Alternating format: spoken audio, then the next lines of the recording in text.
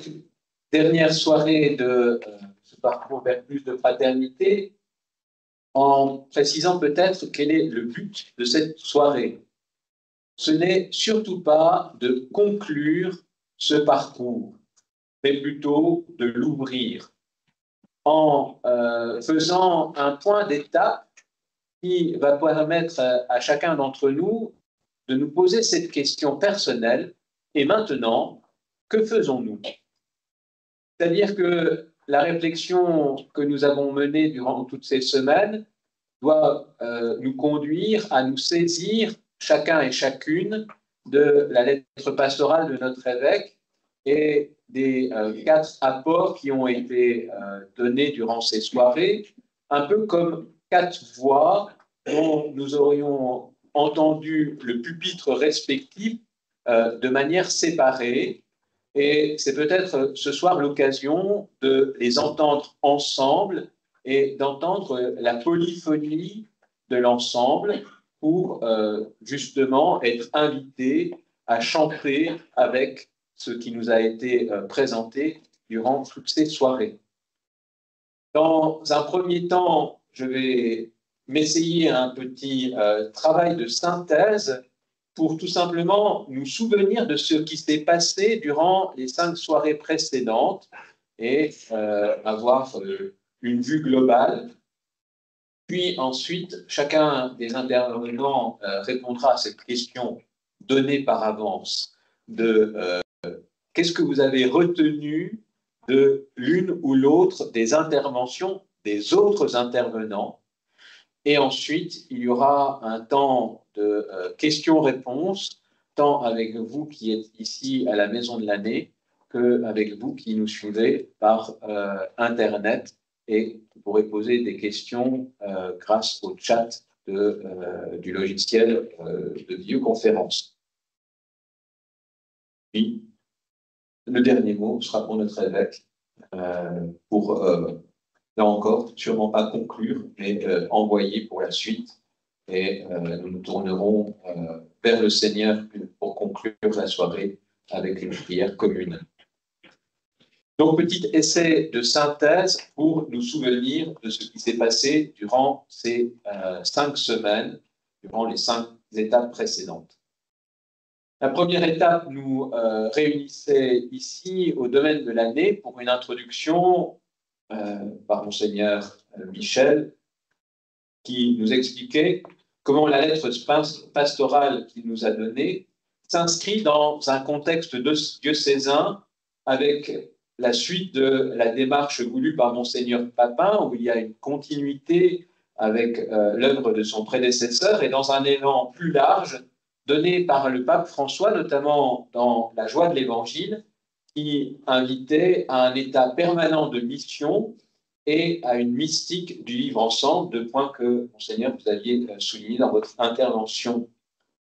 La lettre pastorale s'inscrit également dans la suite du questionnaire qui avait été collecté en décembre 2023 et à la réflexion menée tant par le Conseil épiscopal que par l'équipe épiscopale qui avait donné lieu à un petit glissement vers cette idée de la fraternité comme une question fondamentale à reposer pour notre diocèse, avec cette lettre pastorale qui veut ouvrir des pistes et non pas d'abord penser à une organisation du diocèse ou à une réorganisation qu'il faudrait mettre en place.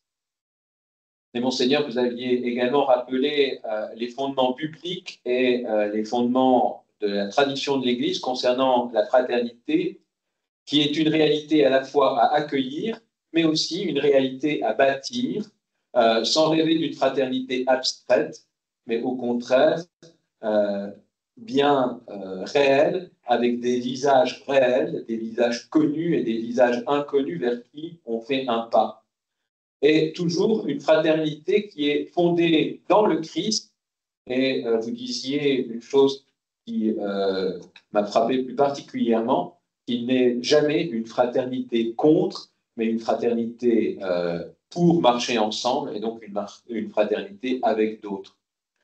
Et la conclusion de cette introduction sur la lettre pastorale soulignait la fraternité comme une identité du baptisé, avec 3 points précis. La fraternité est toujours un défi, elle est toujours aussi un choix, et elle est toujours aussi un don.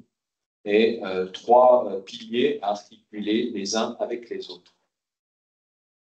La deuxième soirée nous rappelait la place de la parole de Dieu. C'est vous, Père Alexandre Marie, qui nous introduisiez dans cette importance de la parole de Dieu, en soulignant l'importance qu'il y a de lire l'ensemble de l'Écriture. On n'isole pas un verset pour en faire un absolu, et aussi que l'Écriture se lit ensemble, parce que l'Écriture ne se lit jamais seule, elle nous inscrit toujours dans un peuple qui nous a précédés. Et prenant appui sur les 5 fondamentaux, vous rappeliez que la parole est d'abord une parole qui nourrit, puisqu'elle est une parole agissante, qui parle à tout le monde, qui nourrit notre rapport à Dieu, mais aussi notre rapport au monde. Elle est une parole qui rassemble, car lire la parole est un acte ecclésial. C'est une lecture qui se fait ensemble dans l'enrichissement d'une écoute mutuelle. C'est une parole également qui éclaire notre connaissance de Dieu, bien évidemment, mais aussi notre connaissance de l'homme et notre connaissance du monde. Une parole qui s'écoute, mais aussi une parole qui se réécoute sans cesse et s'approfondit, car elle n'est jamais entièrement connue, car cette parole, elle est toujours neuve, elle a toujours cette nouveauté de la jeunesse de Dieu. C'est une parole également qui fait agir, puisqu'elle transforme les vies. Elle a ainsi des conséquences et des implications éthiques et morales pour notre vie quotidienne et aussi pour la vie de l'Église.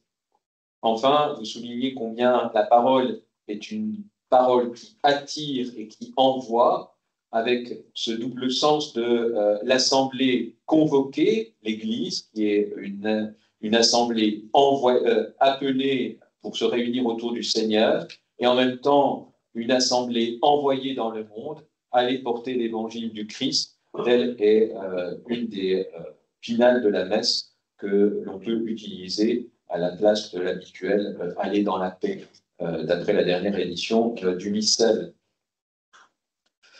La troisième soirée nous réunissait sur la question de l'appel pour le service, avec une prise de parole de Marie-Christelle Clavos.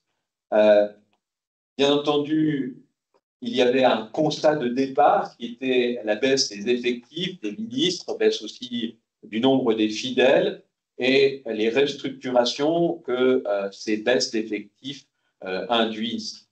Mais tout ce qui demande une adaptation d'un modèle de l'Église tel qu'il était il y a quelques années ne doit pas nous faire perdre de vue le grand merci qu'il y a à adresser d'abord à tout ce qui s'est vécu et à tout ce qui se vit aujourd'hui, malgré les difficultés. Et plus fondamentalement, cela ne doit pas nous faire perdre de vue que, quelles que soient les adaptations structurelles de l'Église ou de notre Église diocésaine, la mission de l'Église reste toujours la même, à savoir annoncer le Christ. C'est pour cela que l'Église doit être encore appelante aujourd'hui, car elle est fondamentalement une communauté d'appelés individuellement. Chaque baptisé est d'abord un appelé. Nous sommes appelés et nous sommes envoyés pour appeler à notre tour. Se pose la question de la pertinence des modes d'appel, le comment, mais avant cela, il nous faut être convaincus que nous devons toujours appeler, nous devons savoir le pourquoi appeler, et vous le soulignez de façon forte. Cela demande donc de clarifier nos appels et donc de définir des besoins, des missions, des dons, des charismes, des disponibilités, en nous souvenant que c'est toujours un appel au nom du Christ, y compris l'appel à aller vers plus de fraternité. La quatrième soirée était consacrée à la pastorale de la visitation avec vous, sœur Anne-Claire Morard. Vous soulignez au départ que l'homme est un être social qui a besoin de transcendance et désire la communion avec le divin. Il a fondamentalement dans l'homme ce besoin de visiter le divin, mais aussi d'être visité par le divin. Et c'est le dessein bienveillant de notre Dieu qui aime visiter l'homme, et on le lit dès les premières pages du livre de la Genèse. Bien entendu, cela pose une obligation pour l'homme, c'est celui de ne pas rater la visite du Seigneur, et pourtant le Seigneur ne va pas se lasser de visiter et visiter son peuple jusqu'à ce qu'il lui ouvre la porte de son cœur. Le Seigneur nous visite à travers bien des moyens, à travers des personnes, à travers des circonstances ou des moyens que lui connaît et qui sont toujours surprenants de ces surprises de Dieu quand la grâce visite une vie. Toujours, Dieu visite son peuple ou une personne pour ouvrir un chemin. Si Dieu prend l'initiative, il y a toujours une dimension personnelle, mais il y a toujours dans cette visitation personnelle une dimension communautaire, une dimension sociale. Et en commentant la page d'évangile de la visitation, vous soulignez que Marie annonce une bonne nouvelle, qu'elle proclame la louange de son Dieu et qu'elle se met au service discrètement. Et ces trois attitudes sont des modèles parfaits de l'attitude que nous devons avoir chacun, quels que soient nos lieux de vie ou nos lieux d'implication ecclésiale. Avec force, vous disiez aussi que savoir qui on est une condition de la rencontre. La communion n'est jamais une fusion. La pastorale de la visitation demande d'aimer en acte et à vérité. Il y a bien entendu des obstacles à surmonter, mais il y a surtout des pistes à explorer et à inviter à entrer dans cette pastorale de la visitation qui se renouvelle sans cesse. Enfin, 5e soirée sur la synodalité avec vous, Jean-René Berthélémy, avec ce point orthographique de départ, de ne pas oublier les tirets pour former un mot nouveau, et fraternité missionnaire. Le contexte actuel de postmodernité qui place le ressenti personnel comme valeur d'argument et valeur peut-être suprême parfois, vient confronter l'histoire de la synodalité, là où le commun se réduit à l'individu. Le risque est de confondre l'avis que je donne avec la décision qui doit être écoutée par tous. Or, délibérer n'est pas décider, vous le soulignez avec force encore. Le rôle de chacun dans la synodalité est d'apporter des éléments de discernement à ceux qui ont la charge de la décision, toujours sous la conduite de l'Esprit Saint. La synodalité est donc une grâce qui permet d'entrer en interaction réciproque. C'est une communion autour d'une vision commune, nécessaire de la mission, mais c'est aussi un risque de comprendre la synodalité comme le lieu d'expression de nos doléances, voire de nos façons de penser, en pensant qu'elles sont les meilleures et que tout le monde doit penser comme moi. La synodalité demande donc université, diversité, complémentarité, réciprocité pour pouvoir s'incarner dans les 5 essentiels à l'image, et on revient sur la 2e soirée, de la parole de Dieu qui trouvait sa place centrale dans l'expression de ces mêmes 5 fondamentaux. Voilà pour faire un petit parcours rapide en forme de synthèse pour évoquer toutes ces soirées. Mais maintenant, à vous la parole, cher intervenant, pour nous dire ce que vous-même avez retenu des autres interventions de ce parcours. Il va y avoir la grande question. Qui peut commencer? Dans l'ordre.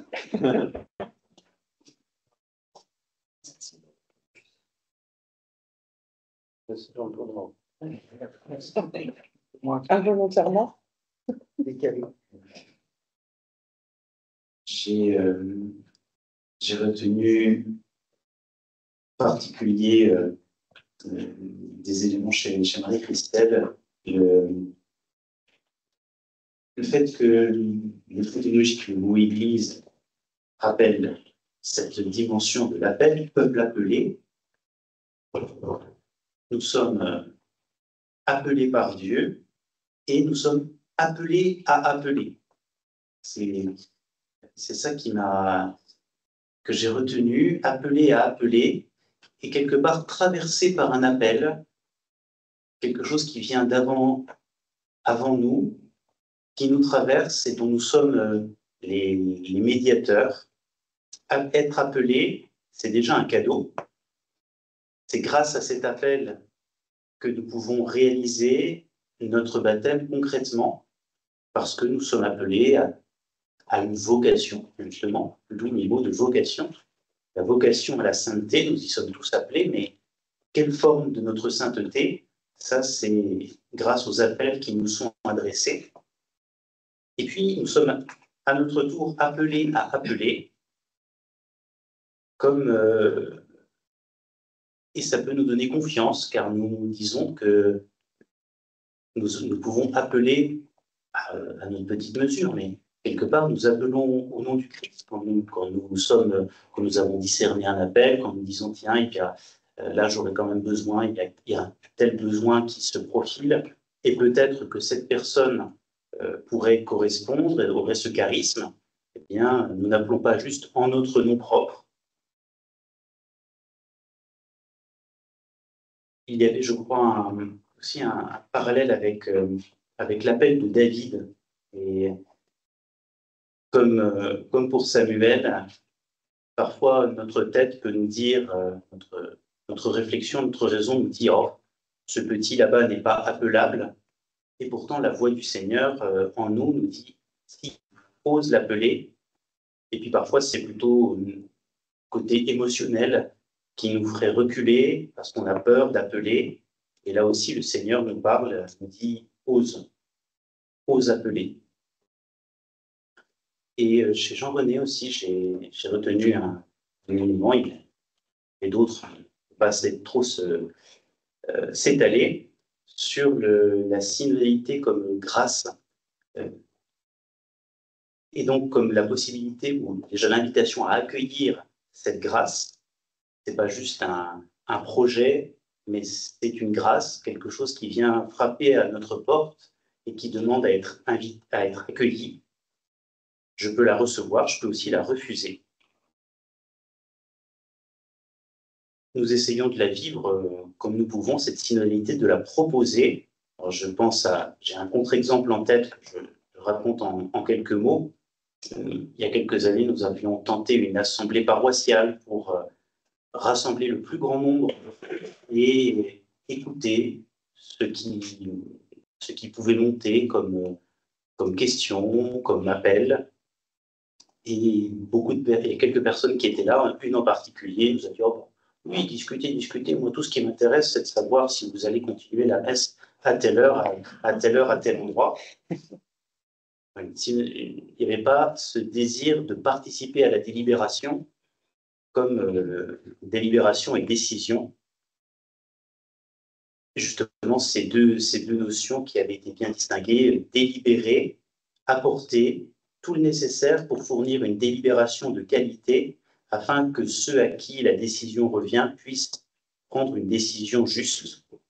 Et il nous appartient à tous d'alimenter la délibération par la densité d'une vie chrétienne qui s'appuie sur les 5 essentiels. Je retiens en particulier cela, évidemment. C'est parmi bien d'autres choses. Merci à chacun.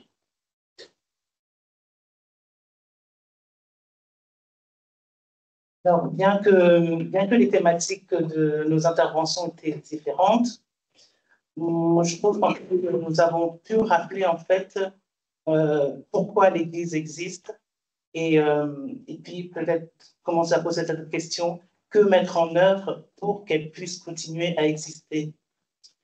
Lors de l'intervention de Monseigneur Michel, il est bien parti de la première lettre de Saint-Pierre qui appelle à vivre l'Évangile comme des frères, donc à en témoigner.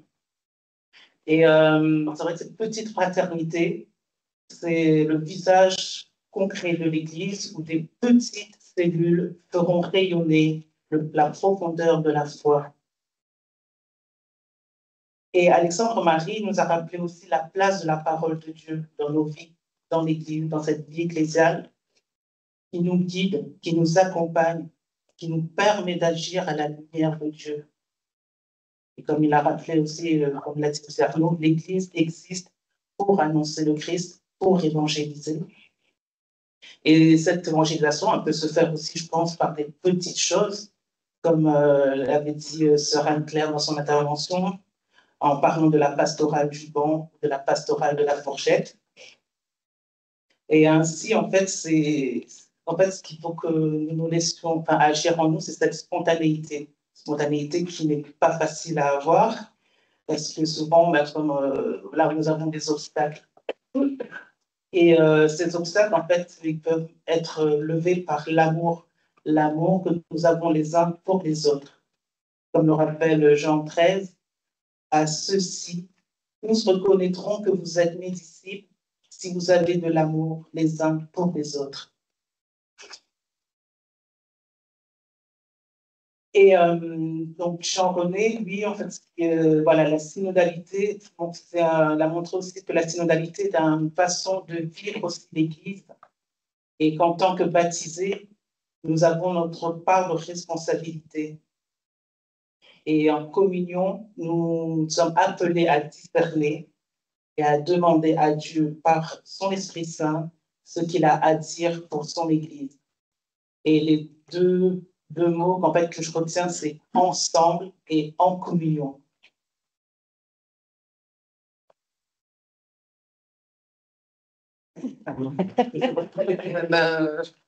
Oui, dernier. Non, après, bon, ouais, d'accord. C'est ça?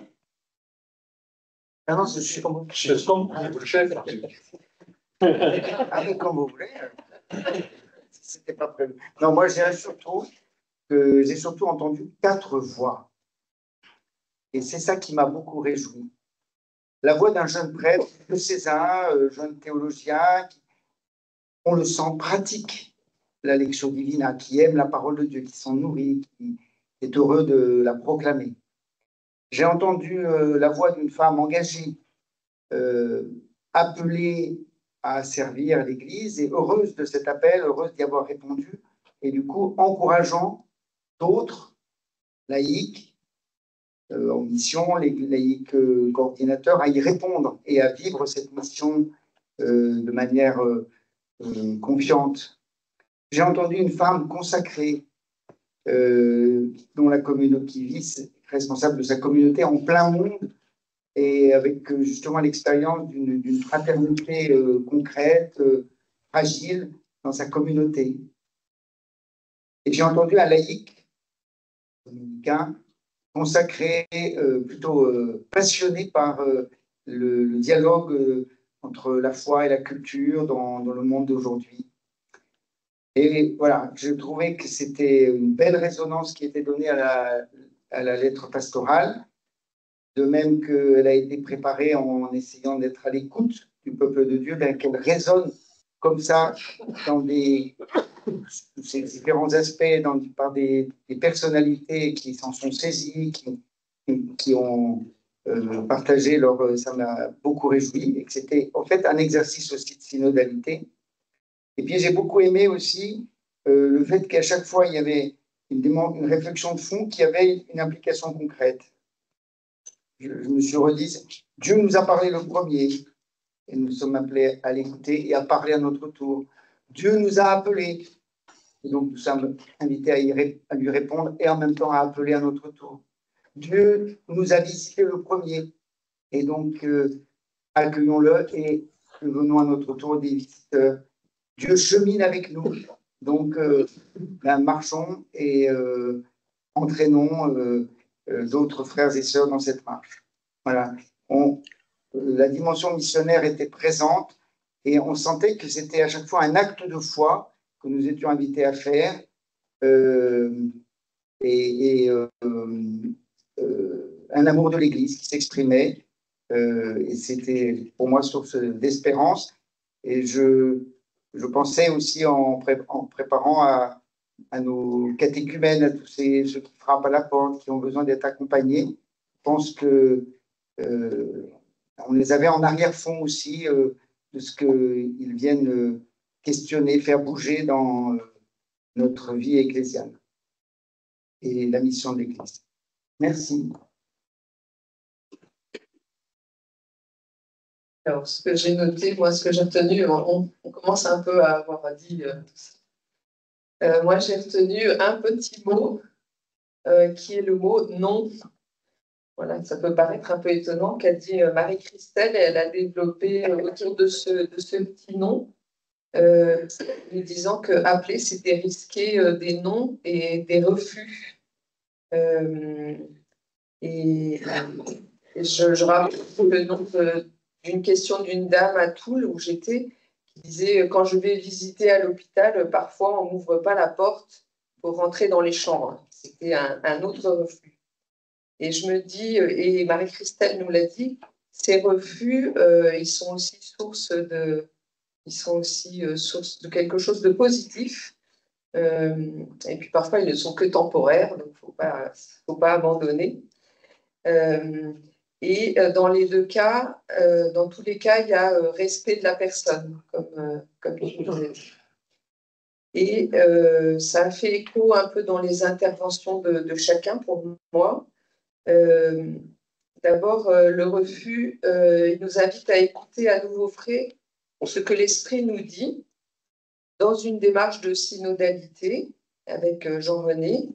La synodalité qui est une grâce parce que don de Dieu et assurance qu'il est toujours à nos côtés en toutes nos démarches, si nous voulons bien lui laisser une place.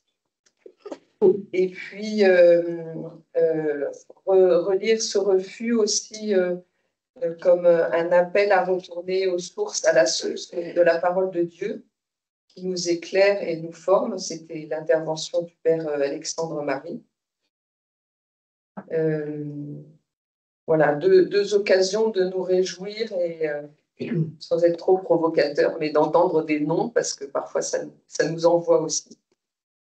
Et ça m'a renvoyé ça m'a fait penser aux actes, dans les actes des apôtres au chapitre 1.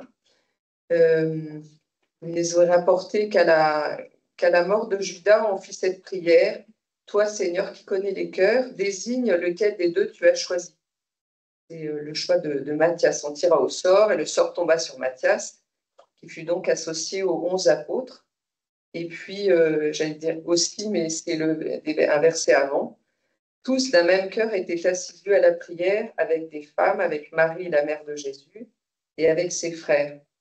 Ça, je l'ai un petit peu entendu dans nos interventions. Et je reconnais dans cette attitude des apôtres ce que vous nous avez partagé, Père, sur ce que c'est que sur le sens du mot Église. Ça m'a refait relire la première lettre de Pierre, comme vous nous l'avez conseillé au chapitre 2, avec cette distinction dans le mot Église, y voir le mot ecclésia, c'est-à-dire pour ceux qui sont rassemblés au nom du Christ, mais aussi voir l'Église adelphos comme fraternité, communauté de croyants devenus frères, avec cette distinction que vous avez faite, distinction où il me manque le mot, ce n'est pas un avertissement, mais une attention à avoir de ne pas faire de la fraternité une vertu, mais de bien retrouver notre identité à travers cette fraternité. Et puis, je finirai avec l'un ou l'autre, on l'a cité aussi, vous voyez comme une sème, comme signe de la fraternité dans nos communautés, dans l'Église, dans les lieux où nous sommes. Voilà ce que j'ai retenu de ce nom qui croise et qui envoie. Merci. Alors moi, de la présentation du Père Alexandre Marie, ça évoque pour moi le rappel permanent du fait que je ne peux pas instrumentaliser la parole de Dieu à mon service. Je ne peux pas en faire un argument pour faire valoir mes points de vue ou pour faire valoir je ne sais quoi. J'ai à me mettre à son écoute, une écoute confiante qui va m'engendrer moi-même. Cette parole, elle est à lire, à fréquenter. Le Père Noisette, dont certains se rappellent ici, disait mâchonner la parole de Dieu. La parole de Dieu, elle est à lire et à fréquenter dans ses différentes dimensions. Sa dimension personnelle, sa dimension communautaire, sa dimension spirituelle, sa dimension théologique, sa dimension ecclésiologique. Et je ne peux pas choisir dans ces différentes dimensions. C'est tout ça, la parole de Dieu. Ça me rappelle aussi que sa pratique rend accessible son message. J'allais dire, lire la parole de Dieu, ça rend compétent. Si jamais j'attends d'être compétent pour la lire, ça va durer un petit moment. Mais sa lecture me rend compétent. Et puis, ne jamais oublier que la parole de Dieu nourrit la prière de l'Église. Et quand on a un peu l'habitude, par exemple, de prier les offices, au moins les laudes et les vers, je ne pense pas avoir lu 2 fois de suite le même psaume de la même façon. Elle est toujours renouvelée. Et puis, vous n'en avez pas parlé, mais ça m'évoquait ça vraiment très fort. Je me souviens d'un prêtre vosgien, mais intelligent, qui nous aidait un vendredi saint à méditer sur la Passion et sur les dernières paroles du Christ. Et il avait terminé cette méditation en nous disant « Au moment où j'en aurai besoin, Dieu ne me privera pas de la parole avec laquelle je me suis familiarisé. Au moment où j'en aurai besoin, Dieu ne me privera pas de la parole avec laquelle je me suis familiarisé. » Je crois que quand on passe des périodes difficiles dans l'Église, on peut avoir ça en tête en permanence. De l'intervention de Marie-Christelle, j'ai retenu pour ma part la grande responsabilité que prend celui qui appelle. C'est pas appeler n'importe qui, n'importe quoi, n'importe comment. Il est important de savoir qui on appelle et pourquoi faire. Le Christ a toujours appelé des gens par leur nom. Il n'a pas appelé comme ça, vaguement. On n'a pas le droit d'appeler des personnes à ce qu'elles n'ont pas les moyens de faire. C'est pour faire grandir qu'on appelle, pas pour mettre en échec.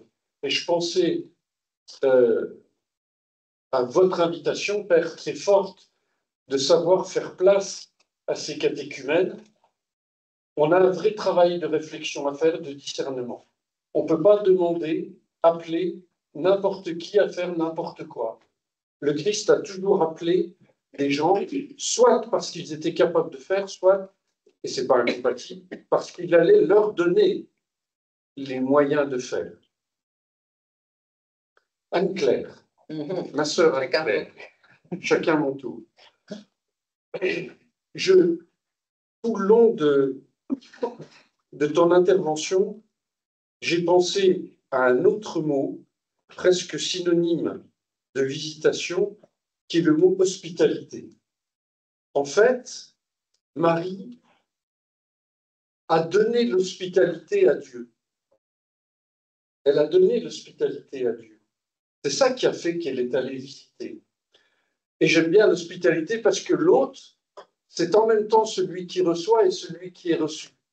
Et je trouve que tout le long de ce que tu nous as dit, il y a cet aller-retour entre recevoir et être reçu, qui est en fait le même mouvement. Marie accueille Dieu venu la visiter. Élisabeth reconnaît cette visite.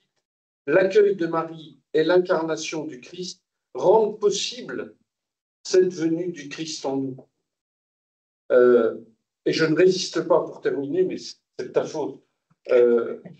Vous connaissez sans doute ce très beau sermon de Jean Tolaire pour la nuit de Noël. Alors Jean Tolaire, c'est un dominicain alsacien au XIVe siècle. C'est quelques lignes. On fête aujourd'hui dans la sainte chrétienté une triple naissance, où chaque chrétien devrait trouver une jouissance et un bonheur si grand qu'il en soit mis hors de lui-même. Il y a de quoi le faire entrer en des transports d'amour, de gratitude et d'allégresse. Un homme qui ne sentirait rien de tout cela devrait trembler. La première et la plus sublime naissance est celle du Fils unique, engendré par le Père céleste dans l'essence divine, dans la distinction des personnes. La seconde naissance, fêtée aujourd'hui, est celle qui s'accomplit par une mère qui, dans sa fécondité, garda l'absolue virginité de la chasteté. La troisième est celle par laquelle Dieu, tous les jours et à toute heure, naît en vérité, spirituellement, par la grâce et l'amour, dans une bonne âme. Telles sont les trois naissances qu'on célèbre aujourd'hui par trois messes. Et je me disais, on est en plein dans cette visitation, et en t'écoutant, je me disais, mais finalement, une église fraternelle missionnaire est celle où Dieu peut prendre naissance pour visiter l'humanité. Merci à tous. J'ai oublié de vous dire que grâce à cette série, on m'a offert le livre de Joseph Ratzinger. C'est pas une mauvaise idée.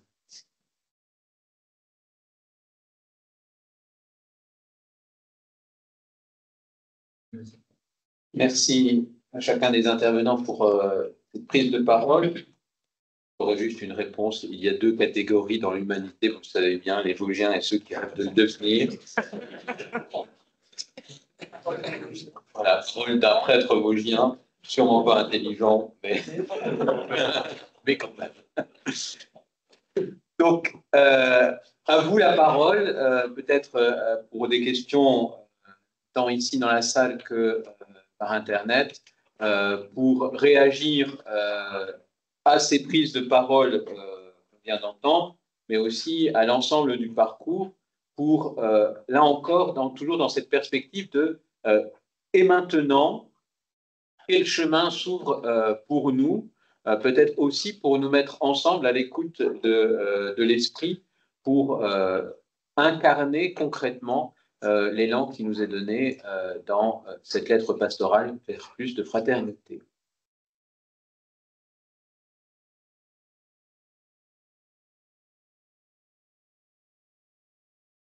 Il faut parler fort hein, pour qu'on vous entende.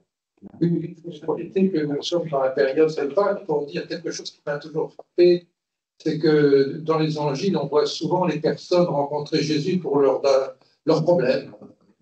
Manger, boire, entendre, ne plus boiter, se remettre debout, etc. Et ce qui m'a toujours frappé, c'est que le Christ ressuscité, c'est-à-dire commence à expliquer, en particulier aux pèlerins d'Emmaüs, qu'en fait, il portait toutes les attentes des hommes, c'est-à-dire il portait une histoire. Et on a l'impression qu'avant, personne ne s'y intéressait. On venait le voir parce qu'on avait des problèmes. Et je me dis, cette dimension extraordinaire de quelqu'un qui porte toutes les attentes des hommes, je me dis, elle est aussi en chacun, dans les histoires que chacun porte, quoi. Et je dis ça parce que je pense que dans nos relations fraternelles, il faut qu'on soit attentif à la manière dont chacun porte aussi une histoire. Voilà.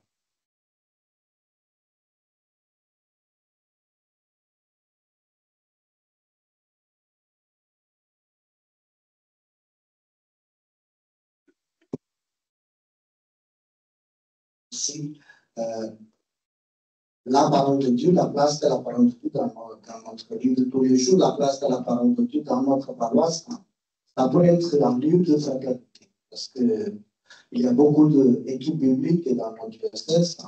Et donc, voilà, c'est la parole de Dieu qui nous rassemble, pas à l'église, mais au domicile. Voilà, pour écouter la parole de Dieu, et aussi pour écouter l'un à l'autre pendant ce partage de la parole de Dieu. Voilà, donc, la parole de Dieu peut être notre source assemblée. Voilà. Et aussi pour l'appel, je reviens, lui il a dit à la fin, on ne peut pas appeler n'importe qui, Dieu appelle les faibles, mais il les rend forts. D'où il vient l'importance de la formation. Voilà, donc osons appeler les autres, de ne pas juger tout de suite est-ce qu'il est capable ou pas, mais bien sûr, il y a aussi la formation, il y a aussi le temps de discernement. Voilà, donc Dieu nous appelle, il appelle les faibles, mais il les rend forts, voilà, par sa grâce et par la formation. Merci.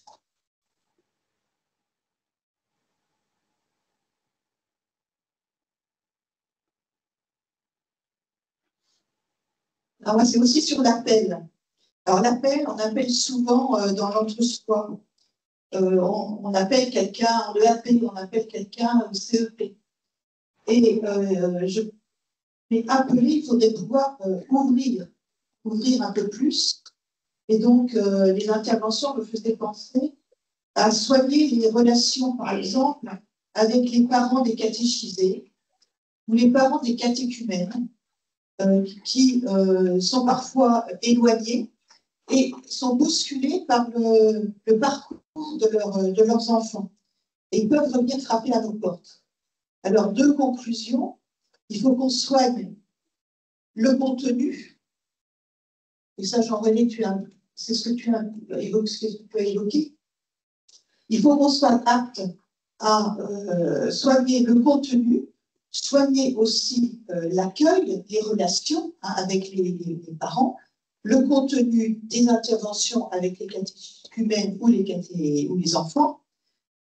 Et pour cela, il faut qu'on ait la possibilité de lire la parole, donc d'avoir des occasions de formation. Alors, il en existe, hein, bien sûr, mais quand je vois ces formations par visio, au départ, j'étais un petit peu sceptique, mais je suis parfaitement convaincue que c'est une possibilité d'avoir des formations de grande qualité que l'on pourrait, dans les périodes à venir, multiplier, hein, pour que chacun puisse, que ce soit des accompagnateurs en catéchuménat, des catéchistes, des accompagnants équipe du STEM, enfin, on peut pas accueillir les gens sans une bonne formation, de bonne base.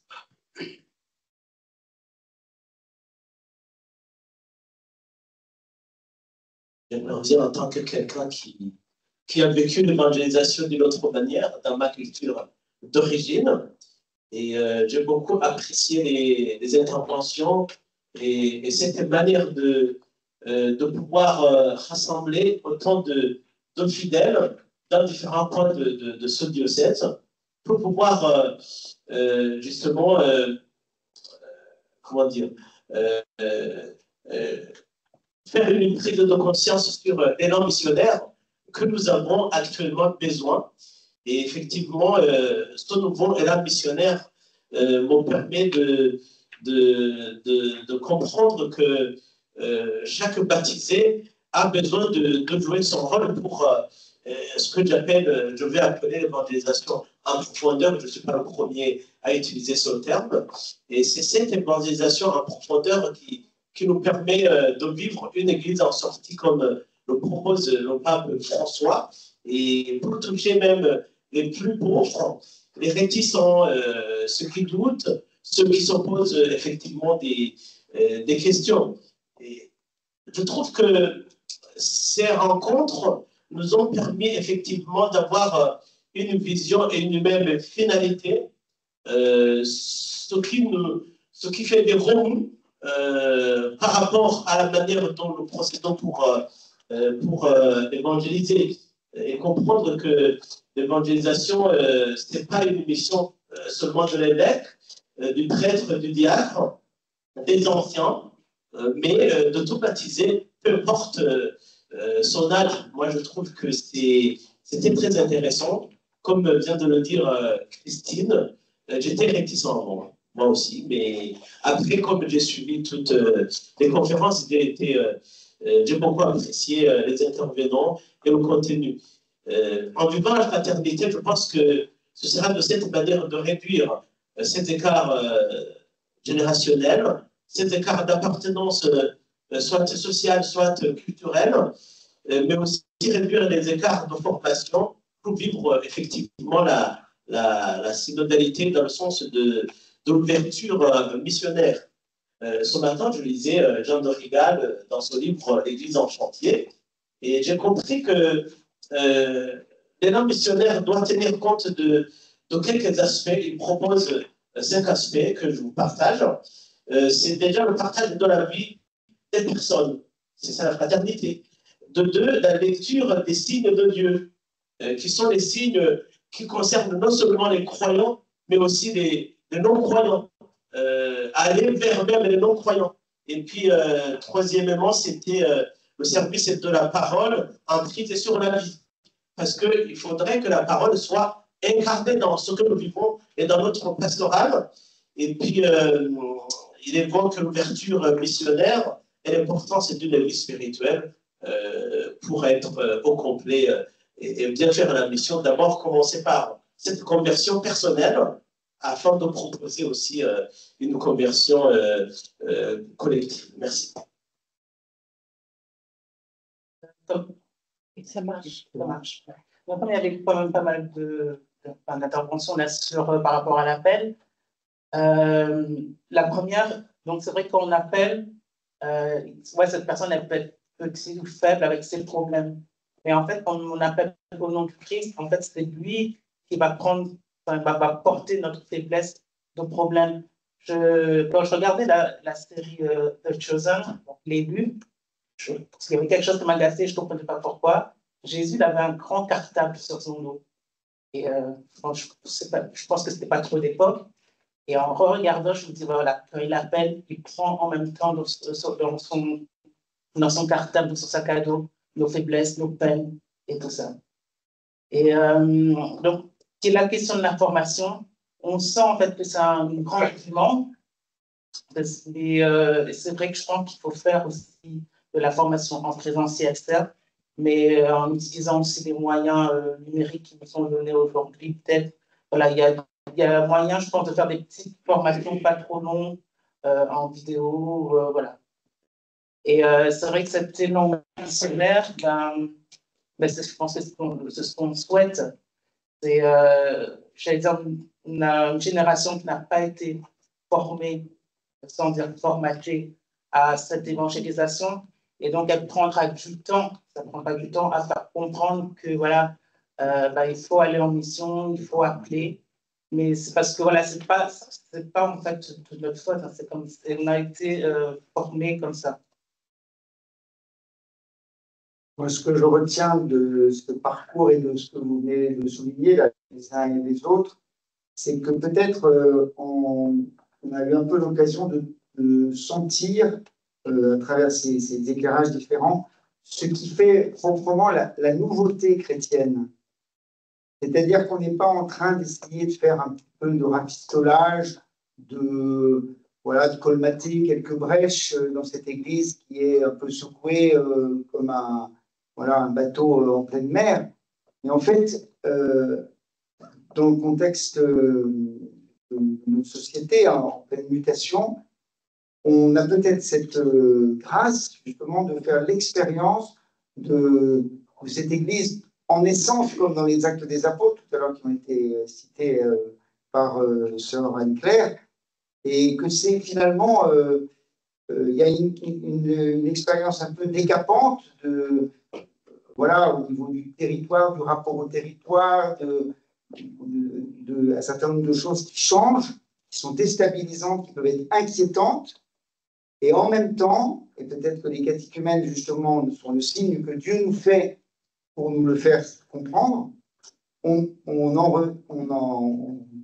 est conduit, peut-être malgré nous, à redécouvrir, et tout l'intérêt de la formation, ce qu'est vraiment l'Église convocation, l'Église fraternité, l'Église sans cesse en naissance, qui n'est pas une organisation, qui gérerait le nom de Jésus, quand même un grand personnage de l'histoire qui a beaucoup marqué et qui est quand même vraiment bien. Non, c'est cette Église qui nous met finalement en contact avec le Christ, Sauveur, qui nous fait passer de la mort à la vie. Là, aujourd'hui, on est tous ébranlés dans notre amour fraternel par la mort de Pierre Panon, dramatique, il y a une semaine. Et bien, c'est le moment aussi, on a eu ce temps de parole cet après-midi, on aura une veillée de prière demain soir, et les célébrations après-demain, aussi on n'est pas meilleur que les autres, mais comme disciples du Christ, nous allons aller puiser dans notre foi au Christ mort et ressuscité, cette espérance, et c'est vraiment là qu'est le cœur de la mission de l'Église. Et peut-être que, voilà, dans ce parcours avec on a un peu senti ça. Alors maintenant, l'expérience qu'on voudrait faire après Pâques, c'est de proposer à ceux qui vivent une expérience de fraternité, soit un peu ancienne, soit nouvelle ou renouvelée, de le raconter, pour que justement, ça prolonge en quelque sorte, question posée par le père Arnaud, que faisons-nous? Peut-être qu'il y a un moment où il faut pouvoir, au bout d'un an, Pentecôte 2024, Pentecôte 2025, raconter. C'est modeste, c'est petit, et le Seigneur est bien là.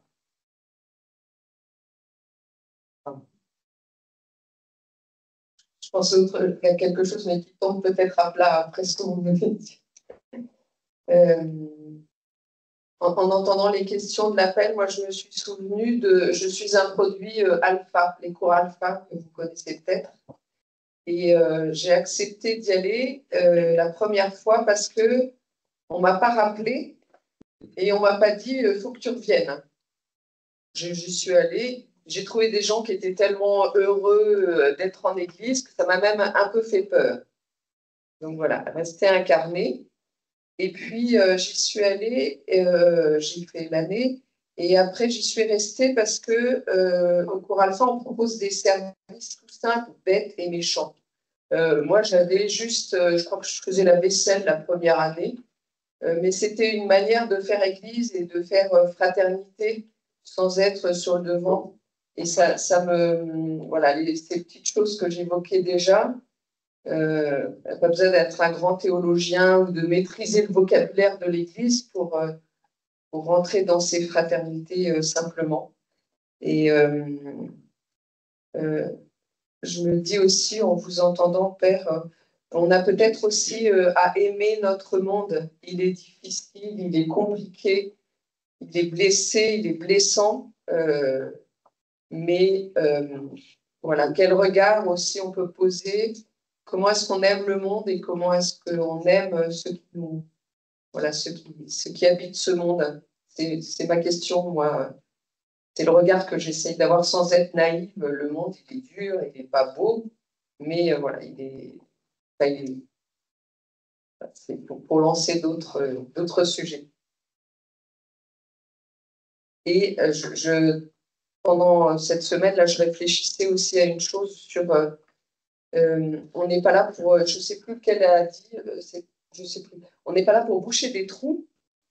Je me disais, quand on appelle, est-ce qu'on appelle à partir d'un besoin ou de quelque chose qu'on a reconnu en l'autre? Voilà. Je croise quelqu'un qui est fraternel ou qui sait écouter. Est-ce que je peux lui demander quelque chose qui pourrait rendre service dans l'Église? Mais comment, et là on change presque de paradigme. Est-ce qu'on construit l'Église comme elle a toujours été? Je ne veux pas être révolutionnaire, hein, mais à partir d'une organisation, d'une structure, ou est-ce qu'on essaye de faire coller un petit peu ce qu'on croise et leur faire église avec eux, quoi. Comment construire une église nouvelle? Une question. Moi, je voulais simplement réagir à ce qu'on a entendu plusieurs fois autour de la formation. Et j'entendais presque catéchèse. Ça veut dire que les fraternités, enfin nous on fait l'expérience, je dis nous parce que mon épouse est là, mais dans la fraternité laïque dominicaine à laquelle on appartient, on relit depuis 6 mois le credo. On a repris le catéchisme de l'Église catholique. On travaille sur le commentaire du credo de Thomas d'Aquin, qui est un vrai bonheur. Et ça, aucun d'entre nous ne le ferait tout seul. Aucun d'entre nous ne le ferait tout seul. Aucun d'entre nous, je pense, n'aurait le goût de se mettre dans un amphi à 300 pour entendre quelqu'un dire ça. Par contre, en petite fraternité, reprendre le contenu même de notre foi dans un monde qui n'a plus de soi du tout, non seulement c'est intéressant, mais ça peut décoiffer. La dernière fois, il est descendu aux enfers. On le dit tous les dimanches. On le dit tous les dimanches. Comme ça. Quand on s'y arrête un tout petit peu, c'est pas si simple. Et encore une fois, la fraternité, pour nous en tout cas, est ce lieu qui permet presque cette recatéchisation qui me paraît distincte de la formation. C'est pas le même chant, c'est pas le même registre.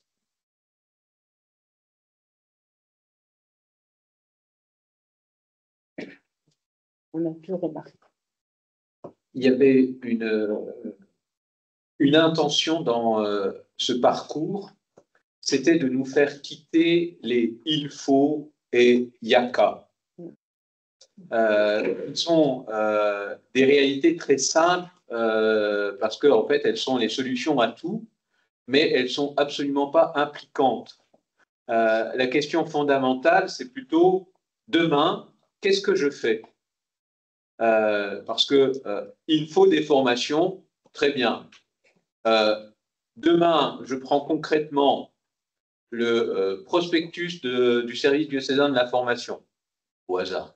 Je me dis qu'est-ce qui pourrait m'intéresser dans la proposition qui est faite et qui est à ma disposition, voilà, ou quels sont les moyens dont moi je me saisis pour me former, que ce soit à un niveau type catéchèse fondamentale ou à un niveau plus lointain, plus abstrait pour si on aime la spéculation théologique, mais c'est concrètement, voilà, on bénéficie dans notre diocèse d'outils qui sont formidables. On a une bibliothèque diocésaine avec un fonds extraordinaire qui est trop peu exploité.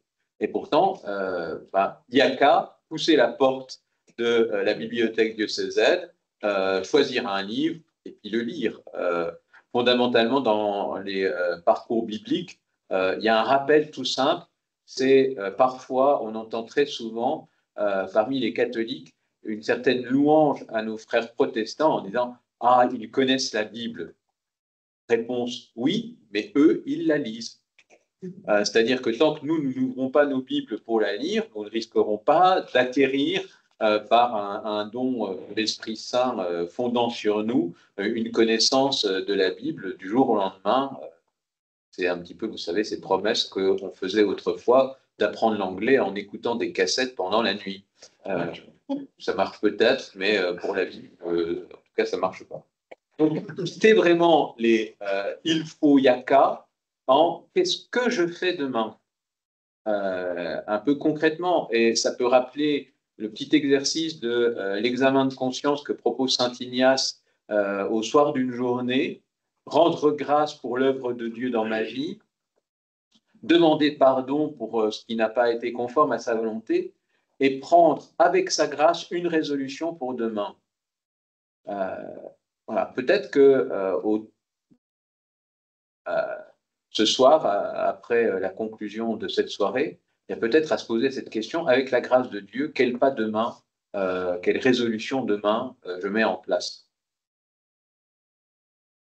Il y a deux questions, remarques qui sont arrivées par Internet. Alors, il y a Véronique qui dit que ce serait chouette de pouvoir relancer les journées de la fraternité, car elles n'ont pas eu lieu en 2024, en lien avec le service diaconie. Voilà. Après. Et puis, une autre remarque de Martine.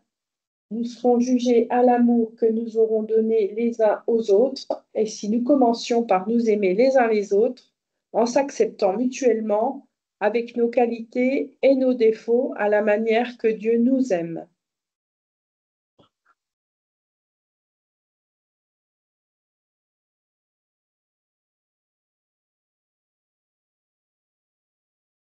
Autre question, remarque, prise de rendez-vous pour demain, en disant demain je commence par.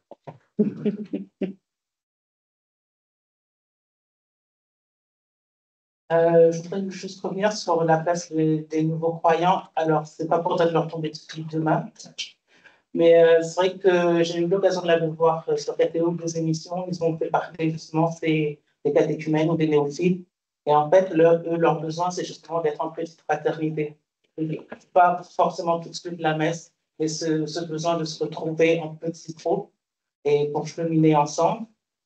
Et du coup, il y avait aussi le Monseigneur Deschênes, c'est ça, Grenoble-Vienne, et qui disait que cette pierre qu'ont rejetée les bâtisseurs est devenue la pierre d'angle. Et en fait, c'est ces jeunes, ces nouveaux croyants qui est cette pierre d'angle pour l'Église d'aujourd'hui et de demain.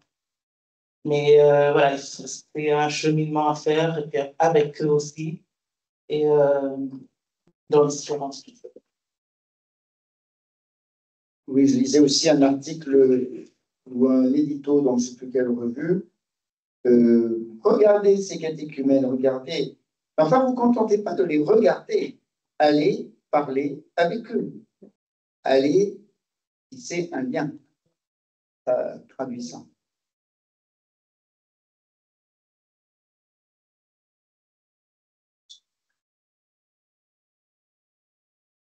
Je trouve que l'Église parle souvent d'aimer, d'amour. Oui, si ça se voyait tant que ça, peut-être qu'il y aura encore plus de catéchumènes, peut-être que les paroisses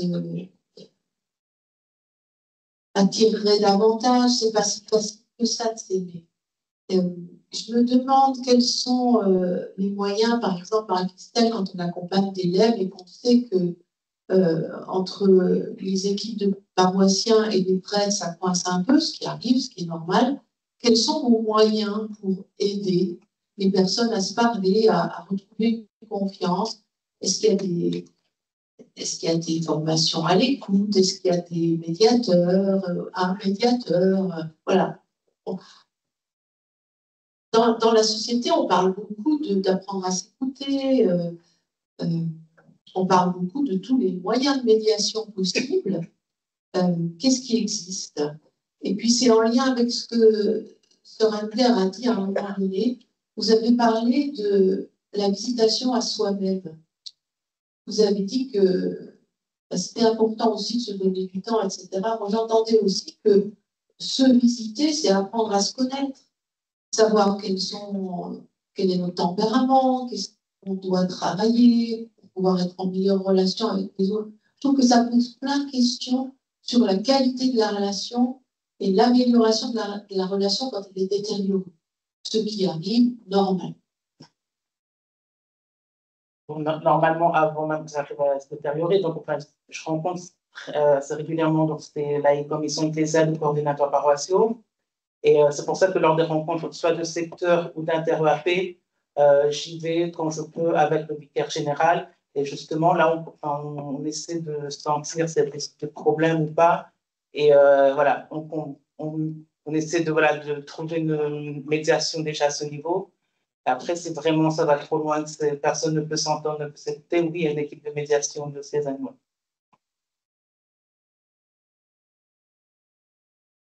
Une remarque, une question? Non. J'étais en train de me dire que ces moyens justement d'aider à la communication, à la connaissance de soi. Alors je ne veux pas dire il faut ou il y a qu'à, mais c'est vrai que c'est une question qui habite nos contemporains. Il y a plein d'outils qui existent. Peut-être c'est à l'Église de se les approprier et de ne pas laisser la place à plein de propositions qui tiennent plus ou moins bien la route. Mais c'est une vraie question, la connaissance de soi, pour mieux connaître l'autre. commencer par soi. Ça rejoint peut-être cette question qui avait été dite tout à l'heure par Hugues sur nos histoires aussi blessées et essayer de, voilà, pour vivre la mission qui nous est confiée à chacun, comme prêtre, comme diacre, comme laïc, en responsabilité dans différents lieux paroissiaux ou autres.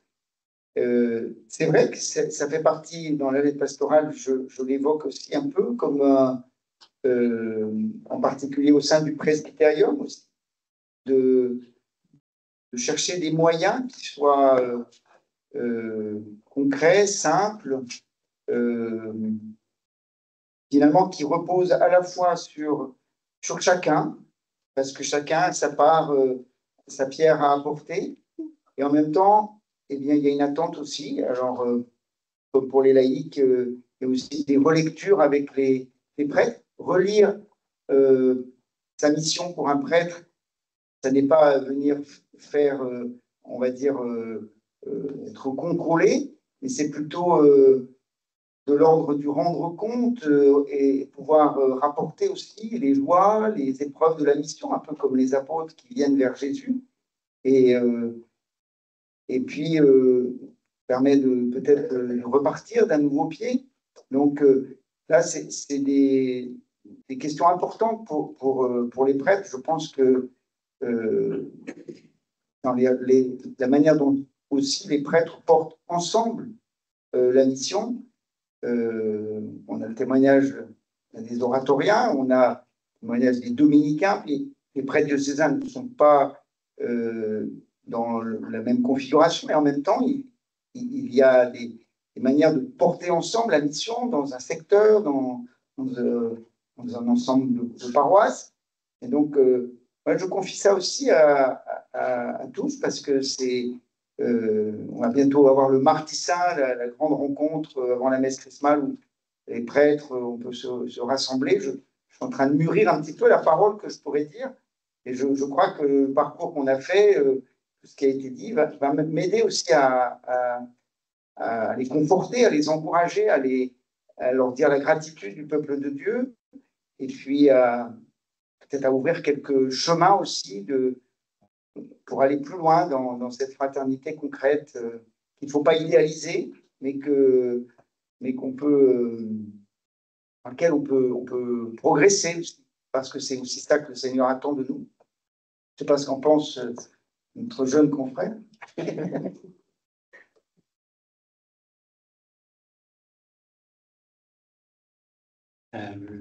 Oui, la fraternité, elle demande aussi de s'ancrer dans le Christ. Et je pensais en entendant différentes prises de position, à la fois que ce soit pour se connaître, laisser guérir son histoire, s'accepter soi-même et s'accepter mutuellement. En fait, notre foi chrétienne a des ressources qu'on a peut-être un peu laissées de côté, une génération, je ne sais pas, on a un peu laissé de côté. C'est peut-être laisser vivre sur une certaine habitude. Et en fait, bien, il y a de quoi faire pour se former. Et quand je dis se former, je pense pas d'abord à une formation intellectuelle, mais c'était Jean-René qui parlait de la compétence. Alors, c'était finalement fréquenter le Christ pour le laisser nous former, mais presque nous modeler.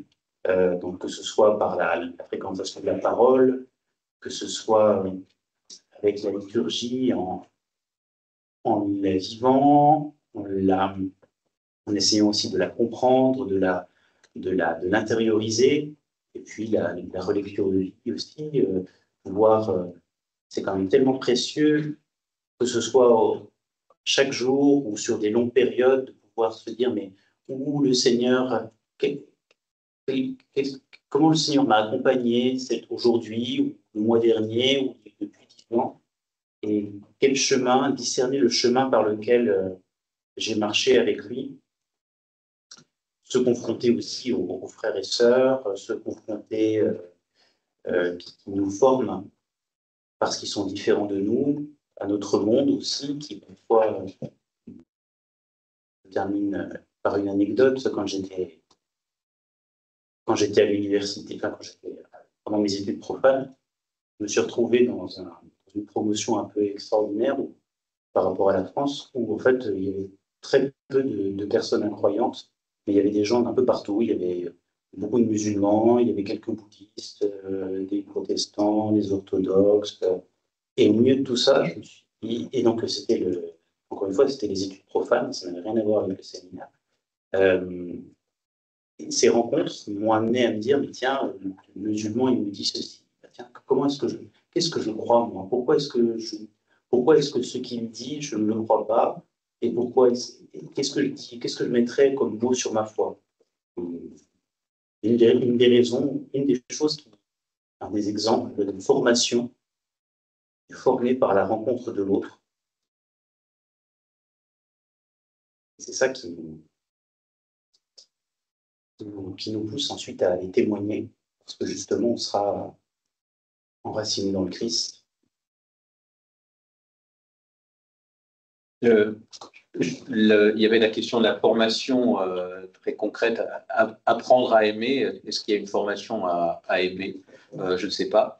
Par contre, publicité pour le service diocésain de la formation, petite plaquette, pour vous rappeler qu'il y a tout simplement 3 propositions très concrètes. Marie-Christelle y avait fait référence. C'est des formations qui s'appellent 2 heures chez vous.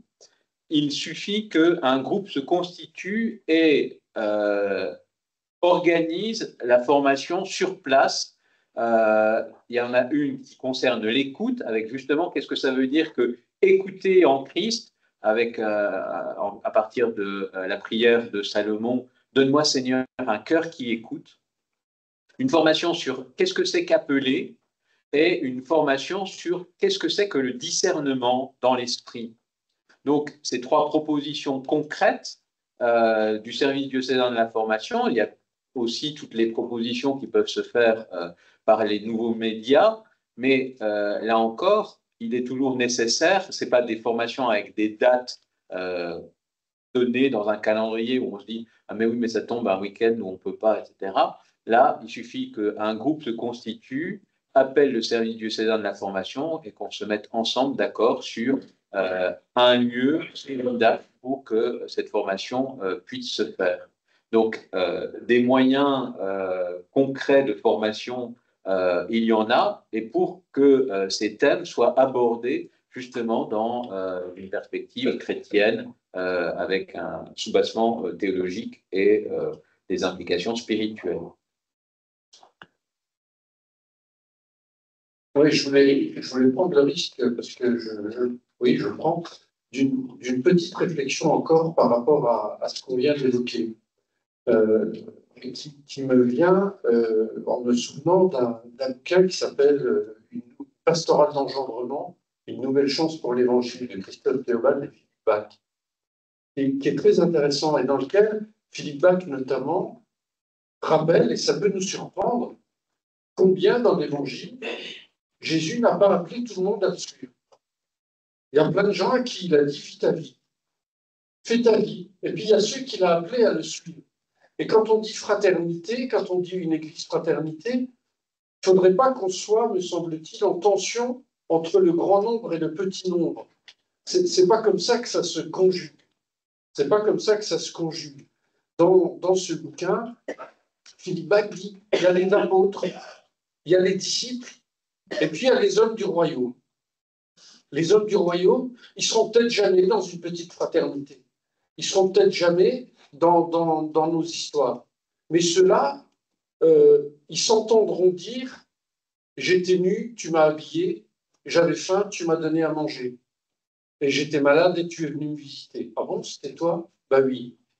Je veux dire, ne soyons pas trop angoissés, je prends le risque, mettons pas tout le monde dans des petites fraternités, quoi. Vivons-les intensément, vivons-les de façon ouverte, vivons-les de façon joyeuse, mais ne soyons pas trop angoissés par l'idée d'y mettre tout le monde. Voilà. Et c'est ni bien ni mal. Il y a encore une fois les hommes du royaume, celles et ceux à qui Jésus n'a pas dit « viens et suis-moi », mais il leur a dit « vis ta vie ». Voilà, pardon. C'est exactement la réflexion sur laquelle travaille Joseph Ratzinger dans Frères dans le Christ, quand justement il met en lumière cette fraternité dans le Christ, et qui est une fraternité ouverte pour un amour universel. Mais de fait, c'est là qu'il y a le mystère de l'Église comme petit troupeau qui, au cœur du monde, fait signe de quelque chose qui est en croissance, parce que bel et bien tous les hommes sont appelés à participer un jour à la fête du royaume. Et je vous encourage à faire cette lecture. Elle est, comme toujours avec Benoît XVI, à l'époque, ce n'était pas encore Benoît XVI, mais Benoît XVI perçait déjà sur Ratzinger. Il y a quelque chose de très éclairant et qui nous aide à entrer mais encore une fois, dans cette nouveauté chrétienne, cette originalité et cette vocation des disciples du Christ.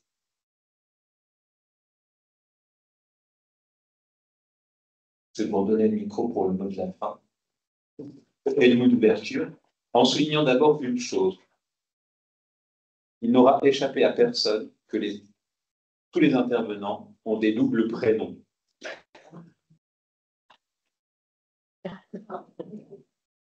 Ah oui, on n'avait pas remarqué ça. Et c'est pour souligner sans doute la dimension de disciples missionnaires ou de fraternité missionnaire qui en est l'écho, parce qu'il n'y aura pas de fraternité missionnaire qui ne soit constituée d'abord de disciples missionnaires, et vos doubles prénoms à chacun nous le rappellent. Merci à chacun d'être intervenu durant ce parcours, et Monseigneur, c'est notre conclusion. Je dirais d'abord un grand merci à toute l'équipe du service de formation, particulièrement Arnaud, Nicole, et puis Gilbert qui est là, Christian qui a été intervenu, enfin chacun, j'en oublie encore, il y a Marie, je ne voudrais oublier personne, mais enfin je pense vraiment à toute l'équipe qui vraiment s'est mobilisée. Je me rappelle quand avec Guy Lescan, on avait commencé à faire cette proposition qui était un petit peu folle.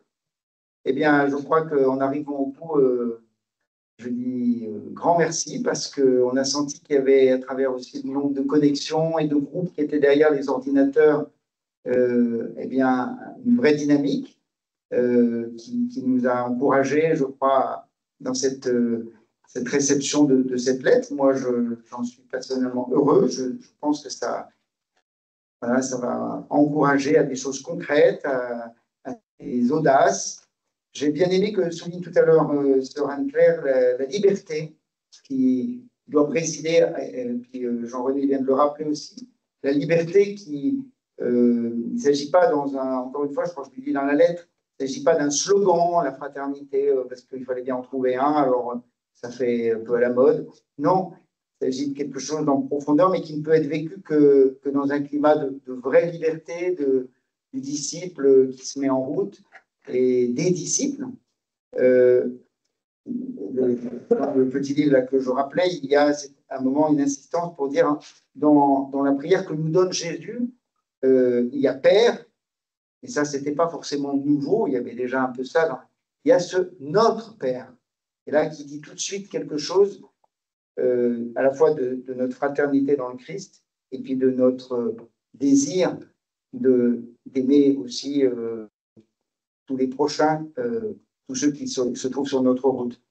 Donc, voilà, je crois qu'à quelques jours de la Grande Semaine Sainte, dans l'épreuve aussi que nous vivons, que je rappelais tout à l'heure, eh bien, nous ne pouvons que rendre grâce à Dieu de son appel, de son travail de l'Esprit Saint dans les cœurs, de la manière dont ces jeunes croyants qui débarquent nous font progresser aussi, nous ramènent à l'essentiel, et puis qu'ensemble, eh bien, nous puissions vivre cette grande semaine sainte, suivant le Christ dans sa passion, et en étant renouvelés, voilà, comme des disciples missionnaires, ou bien autres mots aussi qui nous éclairent cette année, des pèlerins d'espérance.